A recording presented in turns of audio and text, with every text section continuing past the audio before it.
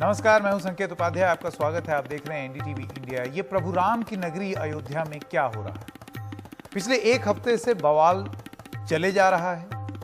आरोप लगे, लगातार आरोप लग रहे हैं, अभी भी लग रहे हैं। अब तो हम देख रहे हैं कि कई जो वेबसाइट्स हैं उन पर भी आर्टिकल आ गए हैं जिसमें यह बताया जा रहा है कि कुछ लोग प्रॉपर्टी डीलर बन गए हैं, उनकी नजदीकियां हैं राजनीतिक दलों से।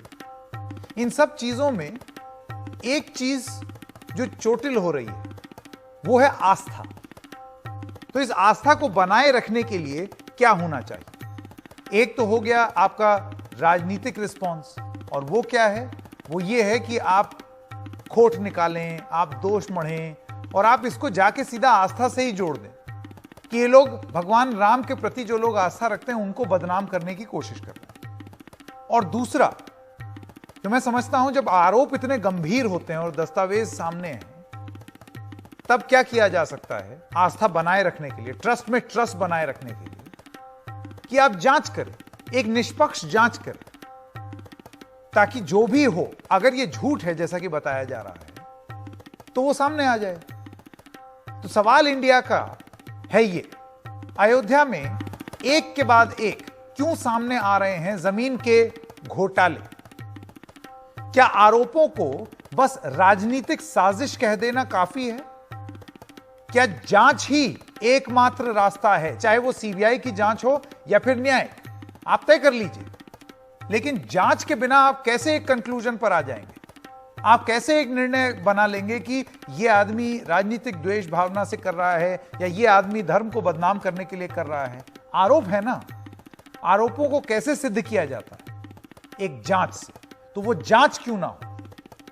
आइए, मैं अपने मेहमानों के पास जाना चाहता हूं। शांत प्रकाश जाटव जी हैं, नेता भारतीय जनता पार्टी के। रीना गुप्ता प्रवक्ता हैं आम आदमी पार्टी की। विनोद अग्निहोत्री सलाहकार संपादक अमर उजाला। और तहसीन पूनावाला राजनीतिक विश्लेषक। आप चारों का बहुत बहुत धन्यवाद। मैं सबसे पहले जाटव जी आपसे शुरू करना चाहता हूं। आप मुझे बताइए कि अगर ये मामला भारतीय जनता पार्टी ने उठाया होता, आपकी पार्टी ने कोई भी करप्शन का, भ्रष्टाचार का मामला, आप एक सेकंड के लिए अयोध्या छोड़ दीजिए, प्रभु राम छोड़ दीजिए, तीर्थ क्षेत्र ट्रस्ट छोड़ दीजिए, अगर भ्रष्टाचार का एक मामला आपकी पार्टी ने उठाया होता, तो क्या आपकी यह मांग नहीं होती कि एक निष्पक्ष जांच हो? देखिए, भ्रष्टाचार हुआ है, हर हालत में जांच होनी चाहिए। और यहाँ राम मंदिर ट्रस्ट के जो मामला इन्होंने उठाया है, इसमें कहीं भ्रष्टाचार नजर नहीं आ रहा। भ्रष्टाचार हो तो उनसे पहले हम इस मांग को उठाएंगे, मगर समस्या क्या है कि गलत तरीके से इसको चर्चित किया जा रहा है। अब आप एकदम क्लियर है, 2011 में एक करार हो रहा है, और 2011 में जिस वक्त में वो प्रॉपर्टी का करार होता है, 3-4 साल वो लिटिगेशन में रहता है, क्योंकि सिमी वक्फ वो बोर्ड जो है वो उसके ऊपर कब्जा था, वो वहां से क्लियरेंस नहीं मिल रहा था, तो वो करार कैंसिल हो गया।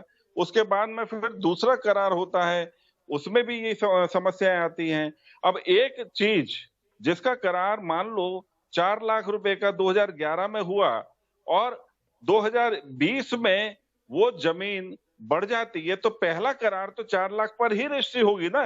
अब यहाँ क्या हुआ, 2 करोड़ रुपए में जो डील हुई है 1,80,00,000 रुपए में, वो पहली डील उसका करार हो गया, रजिस्ट्रेशन हो गया। और उसके साथ ही साथ जो नया जो डील, क्योंकि वहां पर डेवलपमेंट और ये तमाम चीजें हो चुकी थी, उन सब चीजों के लिए जो राम मंदिर मुद्दा क्लियर हो जाने के कारण से जमीन बहुत तेजी से वहां पर दाम बढ़ चुके थे, लोग वहां पर व्यापार की दृष्टि से पहुंच चुके थे, तो जमीन का भी रेट बहुत ज्यादा बढ़ा। उसके बावजूद जो जमीन 25 से 30 करोड़ रुपए की थी, उसका करार 18 करोड़ रुपए में हुआ। तो मुझे नहीं लगता कि अगर वो सेम डे रजिस्ट्रेशन भी हुए हैं, तो पहले करार तो वही उसी रेट में होगा ना, 1,80,00,000 रुपए में, और उसके बाद में दूसरा ये तो करार एक जो है मामला वो हुआ, 18 करोड़ रुपए में आप होगा। भली भांति तो परिचित हैं कि इसके बाद और भी तमाम मामले सामने आए हैं। न्यूज लॉन्ड्री नाम की एक जो प्रकाशन संस्था है, उसने भी एक स्टोरी की है जिसमें उन्होंने नजदीकियां बताई हैं भारतीय जनता पार्टी के जो महापौर हैं वहां पर, उनके रिश्तेदारों की, ये जो लैंड डीलिंग्स हुई हैं उससे।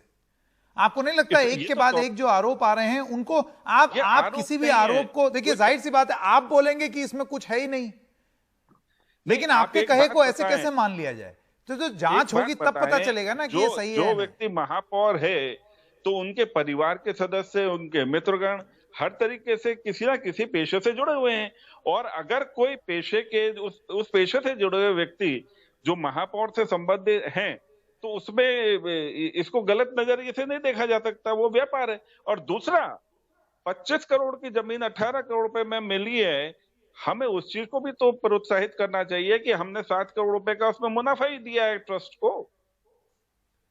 अच्छा, एक सेकंड, रीना गुप्ता जी, जाटव जी का ये कहना है कि, और ये मैंने ट्रस्ट की तरफ से भी जो स्पष्टीकरण आया वो देखा, उनका ये कहना था कि भाई जो मार्केट रेट है उस मार्केट रेट से कम में ही ट्रस्ट खरीद रही है। ट्रस्ट को कोई भी आदमी या कोई भी व्यक्ति चूना नहीं लगा रहा है, तो इस तरीके की बात करना गलत है। अब ये उनका दावा है। संकेत, अगर हम देखें तो ये पूरा जो राम मंदिर का जो मुद्दा है, भारतीय जनता पार्टी और केंद्रीय सरकार, इनका पूरा अस्तित्व ही इस मुद्दे से जुड़ा हुआ है। ये इनके लिए सबसे महत्वपूर्ण मुद्दा था, इसी के नाम पे इनको वोट मिले और इन्होंने सरकार बनाई। इतने महत्वपूर्ण मुद्दे में भी इन्होंने घोटाला किया है, और एक इंस्टेंस नहीं है, आप देखिए कितने निकल के आए हैं। पहली बात, 2 करोड़ की जमीन जो इन्होंने 18.5 करोड़ में बेची 5 मिनट के बाद। दूसरी बात, जो वहां के मेयर हैं उनके भतीजे ने जमीन खरीदी 20 फरवरी को 20 लाख रुपए की, और 11 मई को वही जमीन 2.5 करोड़ में बेच दी। और ये कहने से कि विपक्ष वाले सवाल उठा रहे हैं, आप बच नहीं सकते, क्योंकि जितने वहां के महंत हैं, 3 अखाड़ों के जो महंत हैं, निर्वाणी अखाड़ा, निर्मोही अखाड़ा, दिगंबर अखाड़ा, तीनों महंत ने कहा है कि घोटाला हो रहा है। शंकराचार्य जी, स्वामी स्वरूपानंद सरस्वती बोल रहे हैं घोटाला हुआ है। जो वहां के महंत गोपाल दास हैं, जो राम मंदिर ट्रस्ट के प्रेसिडेंट हैं, वो कह रहे हैं घोटाला हुआ है। आप बताइए, अगर हम इन सब की, आप विपक्ष की बात भूल जाइए, जब वहां के अपने महंत शंकराचार्य जी कह रहे हैं कि घोटाला हुआ है, तो मर्यादा देखिए ये पिछले 1 हफ्ते से मामला चल रहा है। मेरा सवाल जाटव जी बस आपसे सिर्फ इतना है, जब इतने सारे लोग बोलते हैं या एक संदेह प्रकट करते हैं, तो आपको नहीं लगता कि एक निष्पक्ष जांच होनी चाहिए?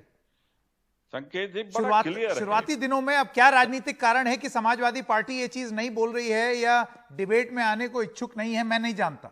लेकिन जाटव जी, आप मुझे ये बताइए कि जब इतने गंभीर आरोप लगते हैं, समाजवादी पार्टी ने कहा एक सीबीआई जांच हो जाए, तो आप जांच से क्यों डर रहे हैं? कर दीजिए घोषणा। एक बात बताएं संकेत जी, जब एक मार्केट रेट और एक जो सरकारी रेट जो है उसको तो सम्मान देना ही है ना। यहाँ पर मुझे ये बताएं तो सही कि जो चीज बाजार में 25 करोड़ की है वो हमें 18 करोड़ रुपए की मिल रही है, उसमें कहाँ घोटाला नजर आ रहा है? क्या आज वहां पर जमीन उपलब्ध है 18 करोड़ रुपए की भी?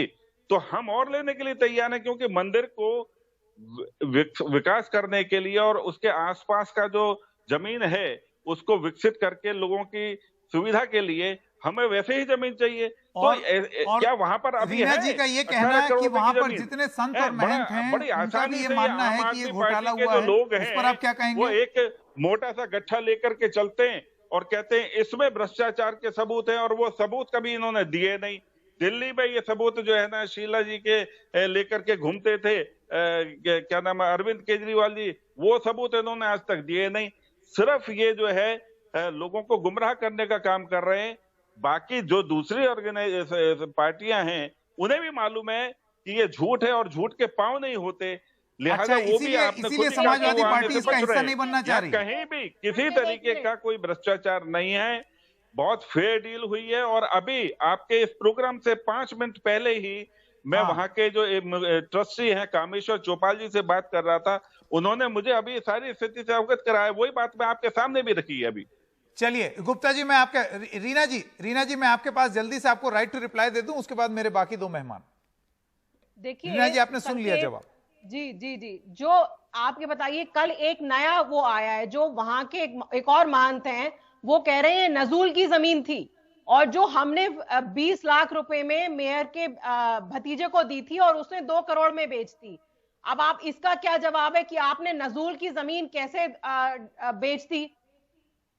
और दूसरी बात यह कि जो आप इतने दिनों से कह रहे हैं कि बयाना हुआ था, ये कोई भी वकील आपको बता देगा कि अगर बयाना होता है किसी जमीन का तो जो फाइनल रजिस्ट्री होती है उसमें लिखा जाता है कि इतना बयाना हुआ था, रजिस्ट्री में उसका कोई उल्लेख नहीं है। और जब आप पे ये सब आरोप लगाए गए, मेरी बात सुन ले, आप लोग एक ही कहना है, एक सेकंड जाटव जी और रीना जी, एक सेकंड। तहसीन पूनावाला, आप तो पेशे से देखिए एक वकील भी हैं, अदालत में आपने कई मुद्दे उठाए हैं। मैं आपसे जानना चाहता हूं तहसीन, अगर कोई आरोप लगता है, गंभीर आरोप लगता है, जाहिर सी बात है एक पक्ष अपनी दलील देगा, दूसरी अपनी दलील लेगा, लेकिन इस चीज का फैसला कौन करेगा कि यह मामला सही है या नहीं, यह भ्रष्टाचार है या नहीं? वरना तो ये टीवी स्टूडियो में इसकी जांच नहीं हो सकती। कितना जरूरी है इसकी जांच होना, निष्पक्ष जांच होना, सीबीआई से जांच होना, न्यायिक जांच होना। नहीं, सीबीआई से नहीं, कोर्ट मॉनिटर जांच होनी चाहिए। और जो भी एजेंसी की जांच करती है वो सीधे जज को रिपोर्ट करे, ना कि किसी नेता को। मैं आपको बताता हूं, जाटव जी ने आपके चैनल पर जो भी बात की, उन्हीं की बातों को मैं आगे ले जाता हूं। जो भी बातें बयान जाटव जी ने आपके चैनल पर रखे, पहले जाटव जी ने कहा कि 2002 या 2011 में कभी इसका 2011 में अग्रीमेंट हुआ। सबसे पहली बात, क्योंकि मैं एक व्यापारी भी हूं, एक बिजनेसमैन भी हूं, अगर आप कोई प्रॉपर्टी की डील, एक अग्रीमेंट करते हो और वो अग्रीमेंट को आप एग्जीक्यूट 2020, 2021, 2019 में जब बाद में करोगे, उस अग्रीमेंट का जिक्र फाइनल अग्रीमेंट में होता ही। ये कानूनी कानून ये कहता है। और अगर आपने नहीं किया तो आप पहले ही क्रिमिनल ऑफेंस कर चुके हो। दूसरी बात, आज मैं मान लो 2020 में 2021 में किसी डील, एक जमीन का सौदा करता हूं और 2050 में उसको एग्जीक्यूट करता हूं, कहता हूं मैं 2020 के रेट में लूंगा, तो क्या ये लीगल है? क्या ये जायज है? क्या ये कहीं ऐसी डील होती है?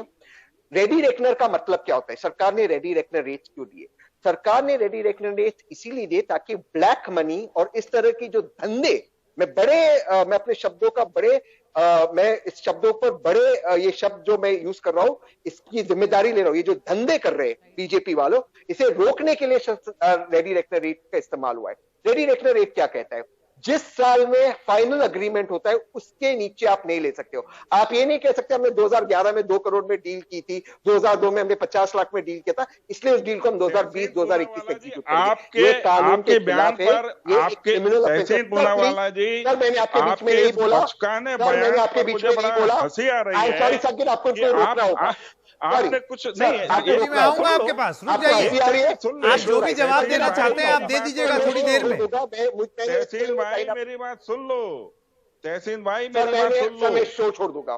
तहसीन भाई मैं अपनी बात रख रहा हूँ। ये नहीं सर, आप बात रुक जाइए, मैं आऊंगा आपके पास। क्रिमिनल ऑफेंस है, ये एक क्रिमिनल ऑफेंस है।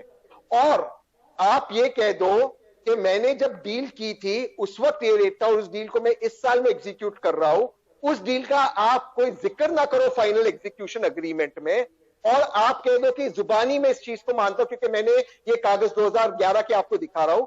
ऐसे ही केसेस हमारे कोर्ट में इतने सारे कि कोर्ट चौकअप है। सर, ये क्लियर केस है black money laundering, cheating, forgery का, और ये नॉन बेलेबल केसेस है। इसमें अरेस्ट होना चाहिए, सीधा अरेस्ट होना चाहिए। ज्ञान पर ताज्जुब हो रहा है। कानून की बात कही है जाटव जी, अपना जवाब दे दें, जी के पास जाएंगे। नहीं, अरे तहसीन भाई, राम मंदिर ट्रस्ट बना कब है मालूम है? उसका जमीन खरीदने से क्या लेना देना है? क्या लेना देना है? आपने डील 2011 में आपने एक अग्रीमेंट किया, आज आपने डील एग्जीक्यूट किया, वो आज के रेट में होता है। कौन से कानून के नीचे पहले के रेट में एग्जीक्यूट होता है? कल आकर मैं आपका घर खरीद लो, कह दो 2011 के रेट में, आप दोगे आपका घर मुझे 2011 के रेट में दोगे? तहसीन भाई, तुम्हारे अरे कहां से आप आ गए? क्रिमिनल ऑफेंस है, आपको हंसी आ रही, देश रो रहा है। आपने भगवान राम को भी आपने नहीं बख्शा, राम के नाम पर भी आपने चोरी की है।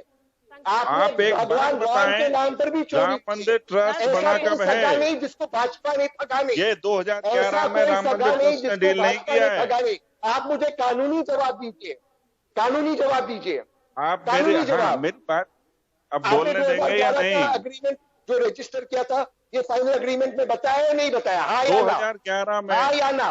अरे बाबू सुन तो लो, 2011 में अरे बाबू आप क्या बताइए राम मुझे, आपने मंदिर ट्रस्ट ने वो डील मैं किया था? बताया या नहीं बताया? वो छोड़िए, आपने क्या किया? अरे यार सुनते क्यों नहीं हो? अच्छा अभी रुकिए बाबू, 2011 में क्या राम मंदिर एक ट्रस्ट सेकंड, ने डील किया अग्निहोत्री था? जी मैं आपके पास आना चाहता हूँ, किया था। आऊंगा और वापस, नूर ने किया आऊंगा आप था। दोनों के पास वापस। संजय विनोद जी, अग्निहोत्री संजय जी जी, आपके पास आना अरे। चाहता हूँ। देखिए एक तो हो गई कानून की बात, अदालती बात, जांच की बात, वो तो होगी जैसे तैसे, और उसको होना चाहिए, क्योंकि आमतौर से यही दलील दी जाती है कि अगर इतने गंभीर आरोप हैं तो उसकी जांच होनी चाहिए। जांच पे ही लोग भरोसा करेंगे ना, लोगों की बात पर तो करेंगे नहीं। लेकिन राजनीतिक रूप से अग्निहोत्री जी आपको क्या लगता है कि क्या हो रहा है? देखिए ये मुद्दा पूरी तरह से राजनीतिक मुद्दा बन गया है, और जहां तक जांच की बात है तो कोई भी जब आरोप लगता है, गंभीर आरोप लगता है, तो जांच तो होनी चाहिए। और राम मंदिर का मामला ऐसा है जो करोड़ों हिंदुओं की आस्था का प्रतीक है, तो इसलिए निश्चित रूप से वो तो उसके लिए जांच बनती है, क्योंकि बिना जांच के ना हम किसी को ईमानदारी का सर्टिफिकेट दे सकते हैं, ना किसी को बेईमान ठहरा सकते हैं। वो जांच से ही साफ होगा, और जांच निष्पक्ष हो, ये हम सबका मानना है।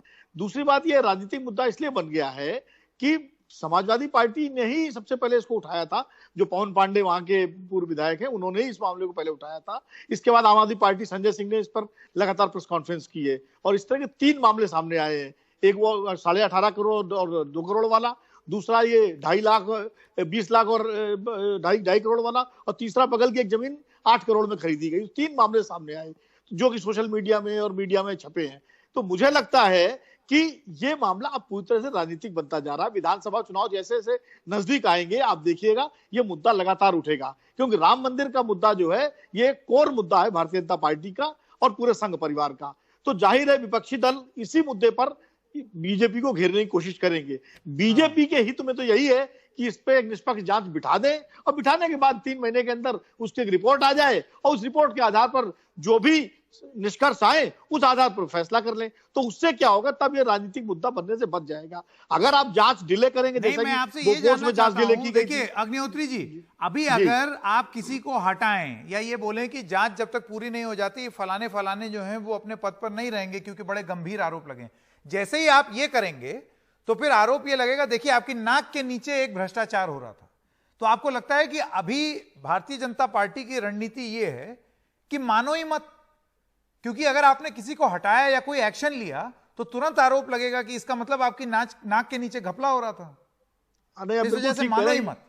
हाँ बिल्कुल, यूपीए में तो यही हुआ ना, सारे इस्तीफे कराते गए यूपीए सरकार, और वो आरोप चपकते गए। तहसीन पुनावाला बैठे हुए हैं, वो लगा के शशि थरूर से लेकर अशोक चौहान तक के इस्तीफे हो गए थे।